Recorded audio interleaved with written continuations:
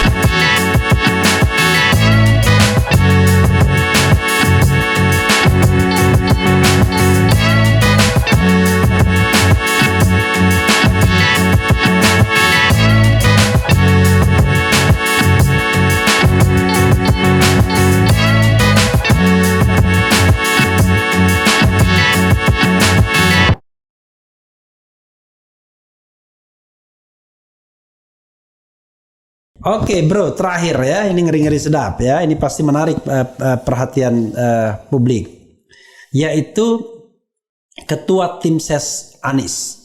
Orang bilangnya kapten tim, lebih enaknya.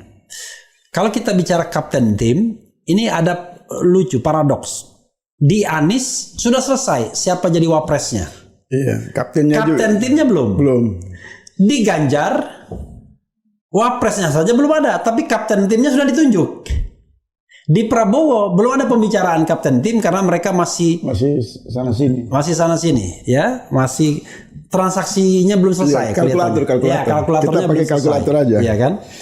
Yang jelas kan kalau di Ganjar kalkulatornya selesai, ketua timnya itu ketua Kadin kan? Ada angka-angka yang sudah, kelihatan kalkulatornya kan? Udah mulai jalan. Ketua Kadin, tapi Anda kan tidak cukup dengan money saja, tapi Anda butuh yang teritori. Maka wakilnya wakil ketuanya adalah Andika. Ya, tapi Pak Andika kirim mertuanya dukung Prabowo kan, Hendro. Lalu yang ke kiri Gatot Edi, Komjen yang baru saja selesai sebagai Wakapolri kan. Tapi ditambah juga rupanya di situ beberapa orang ya yang dikirim oleh Perindo yang juga kita tahu logistiknya luar biasa. Putrinya pakai bahasa kalkulator aja Pak. Supaya menghindari. Lalu kemudian tadi ya, nah sudah jalan, tapi wakilnya juga bingung mereka. Bahkan P3 pun masih gampang mau terus ke sana atau nggak mau ya kan. Ya barangkali P3 minta jaminan kalkulator juga untuk lolos parliamentary threshold ya, dijamin karena kemarin hampir tidak lolos. Menurut Anda kemarin aspirasi Sobat RH ini pengen sekali kalau GN yang jadi kapten timnya. Tapi ada hal-hal yang barangkali di luar kekuasaan GN sendiri. Iya. Kalau misalnya gondang dia, saya sebut gondang dia kan, gondang dia pun tak mempertimbangkan dia atau tidak pernah berkomunikasi, ya Lebak Bulus juga nggak mungkin. Iya. Ya saya kira saya ikuti wawancara abang sama Gatot Nurmantio. Iya. Perbincangan yang hangat, penuh kehati-hatian dan lebih spesifik bicara soal bagaimana abang mengantarkan harapan para komentator RH untuk menanyakan kepada GN kesediaannya untuk menjadi ketua tim. Yeah. Kemudian, tapi saya lihat jawaban GN kurang mantap. Izin abang. Dia kurang.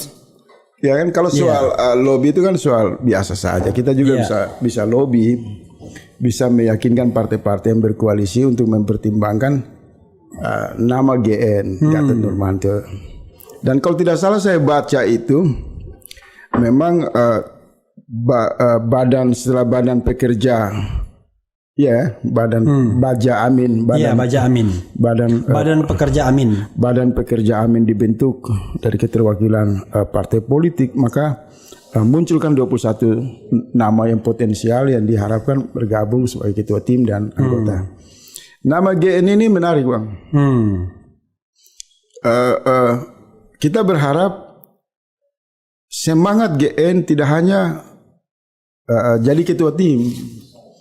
Ya kan, semangatnya tidak menjadi ketua tim, tetapi dia juga betul-betul melebur menjadi pemenangan. Misal saya ini kan mestinya independen saya, Bang. Saya menggunakan cara saya sebagai kritikus untuk mengkritik, karena yang namanya kritik mewakili rakyat, saya kritik yang hubungannya dengan kekuasaan. Tapi pada bicara tim sukses saya juga mau ambil posisi yang independen, objektif. Nama GN ini harus diakomodir. Harus segera partai-partai ini harus segera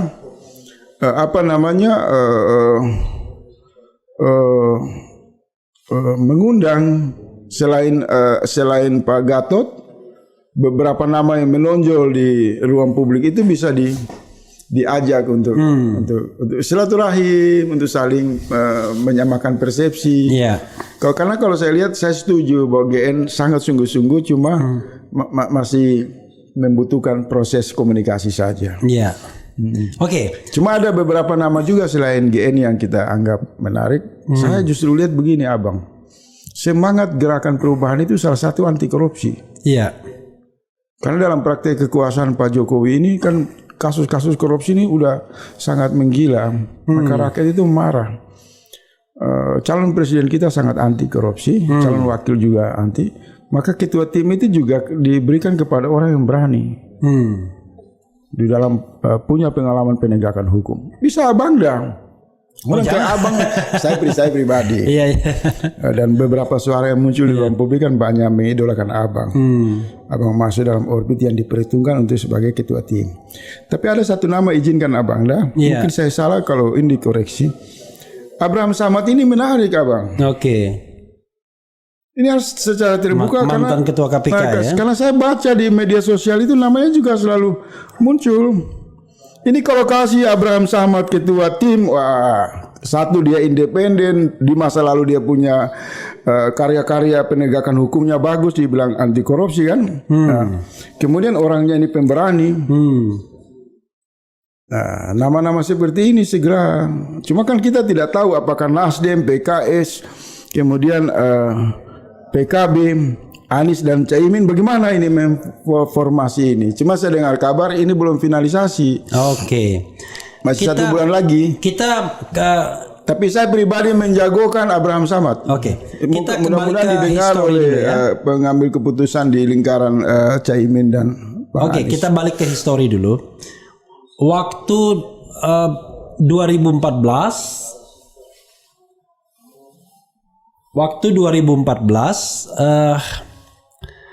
waktu itu kan kalau tidak salah Prabowo ketua timnya itu Mahfud MD.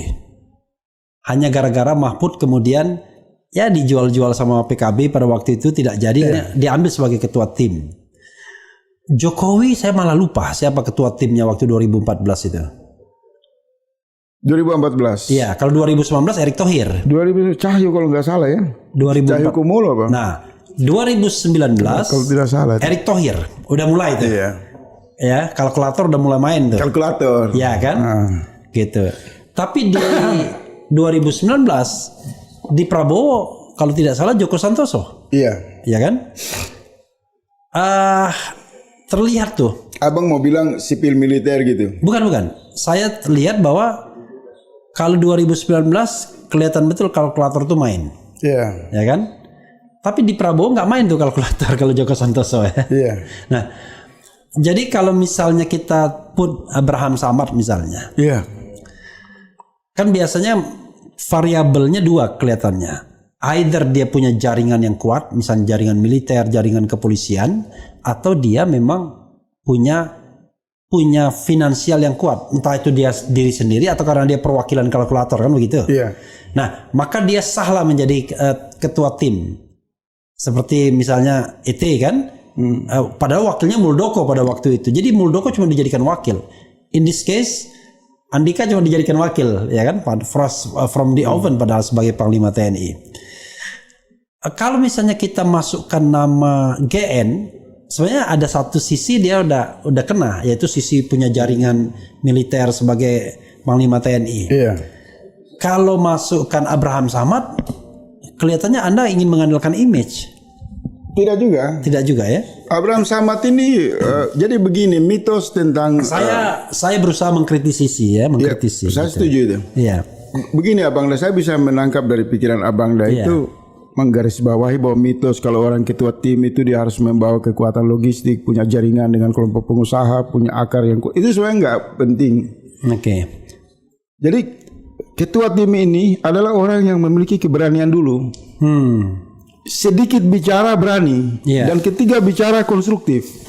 Karena hati-hati satu kata salah ucap bahaya. Oke. Nah, Abraham Samad ini punya kemampuan diksinya bagus, narasinya kuat, karakternya kuat. Oke. Kalau dia bicara berani, tidak ada kita sakui. Dia berani karena dia memimpin KPK itu mengobrak-abrik baik itu sipil Polri maupun oknum-oknum TNI yang terlibat ditangkap. Oke. Jadi dia sudah melewati kriteria berani, memiliki kemampuan gestur yang bagus, bahasa yang terarah. Oke. Berarti dia mampu sensitif dan mampu membaca dinamika. Nah, bagaimana dengan GN? Kalau misalnya GN tokoh yang paling depan di belakang layar. Oke. Dia harus masuk di penasihat tim. Oke. Banyak alasan saya bisa jelasin itu. Cuma di sini saya tidak buka. Tapi dia tokoh yang disiapkan di belakang tim. Kalau dia mau bergabung dengan kelompok perubahan, saya kan belum tahu juga keputusan terakhir. Nah, dia harus keluar dari semua ikatan perjanjian dengan kepentingan apapun politiknya. Dia berani masuk di belakang tim pemenangan. Ini justru lebih enak, lebih bagus. Karena jangan salah, sosok militer yang kuat itu dia irit bicara. Dia seperti LB Morgani itu nggak banyak bicara. Tapi jaringannya yang bekerja. Itu jenderal yang hebat. Oke. Jadi ketua tim ini bagusnya orang sipil. Oke. Nah, kalau diambil misal begini Abang, sekarang kan jadi masalah. Kalau diambil dari Nasdem kan tidak mungkin. Semua partai nanti kemudian bias jadinya. Jadi bisa bias. Saya mau usulkan saja begini. Sebenarnya Bang RH bisa mungkin lewat akses yang tersedia bisa mengusulkan selain kalkulasi datang dari partai politik, maka untuk menjadi objektif Anies dan Caimin juga harus membuka ruang. Tidak boleh melibatkan orang partai, tidak boleh melibatkan lingkaran dekatnya. Tapi dia melibatkan partisipasi publik aja, dia lihat. Karena suara-suara yang muncul misal menjagokan misal GN, polling AS, dan polling dia cukup mengcapture dengan hati nuraninya, dengan pikirannya yang jernih. Karena kalau salah memasang orang bahaya. Jangan sampai kemudian kita berpikir tentang pembagian kekuasaan padahal menang aja belum. Menang belum. Kan gitu Pak. Iya. Jadi harus dicari orang yang petarung, yang sungguh-sungguh, yang tulus, yang ikhlas. Dia punya kekurangan, tim melengkapi. Misal saya konstruksikan, saya jagoan abang. Iya. Orang mengatakan, RH nggak punya pengalaman, saya datang menutupi kelemahan abang. Akan datang lagi. Tetapi abang ini kan bukan sendiri. Abang berdiri sebagai perwakilan dari gabungan 3 partai politik dan harus dukungan jutaan orang. Maka seorang RH yang berdiri sebagai kapten pemenang Anies dan Caimin itu adalah satu tokoh yang punya modal besar. Untuk bahasa de factonya, abang itu presiden transisi. Jadi kalau posisi abang itu sama dengan Jokowi. Iya.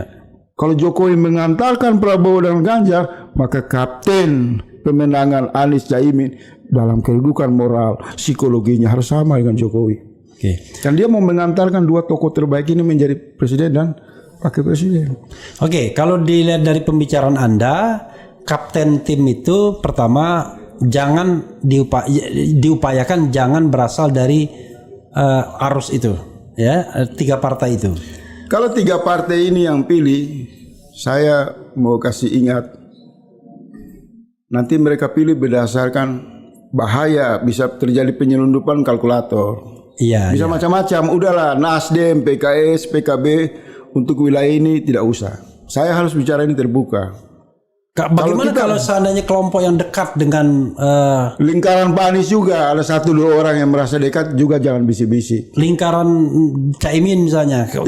Semua itu. Let's say Mas kemarin yang dijagokan itu termasuk misalnya Akil Siraj misalnya. Ya itu kan ada tarikan-tarikan emosional. Ya, saya ini kan begini Bang. Biasa sedikit juga kan kemampuan saya ini kan di atas intelijen. Oke. Jadi kalau kelas intelijen di Indonesia saya nggak hitung lah. Ya. Di ASEAN saya nggak hitung juga. Ini saya bukan sombong. Dalam pengertian naluri dan pengetahuan melacak. Iya. Jadi kalau nama-nama ini muncul, ini ada perbincangan. Iya. Saya punya metode untuk memahami itu. Menurut saya Pak Anies dan Caimin ini menempatkan beberapa nama kemudian istihara. Istihara aja. Kalau saya ingatkan, ketua tim ini bahaya. Kalau dia mau menghancurkan calon, cukup dia bicara selesai 2 kali 3 kali salah, blunder semua. Syarat orang menjadi ketua tim, orang yang tidak tergoda untuk masuk ke televisi. Orang tidak tergoda di telepon pers langsung bicara. Orang yang tidak dikasih mic langsung orasi. Orang yang tidak tergiur dengan janji kekuasaan. Orang yang sungguh-sungguh membaca suasana kebatinan rakyat. Apalagi yang diperjuangkan perubahan.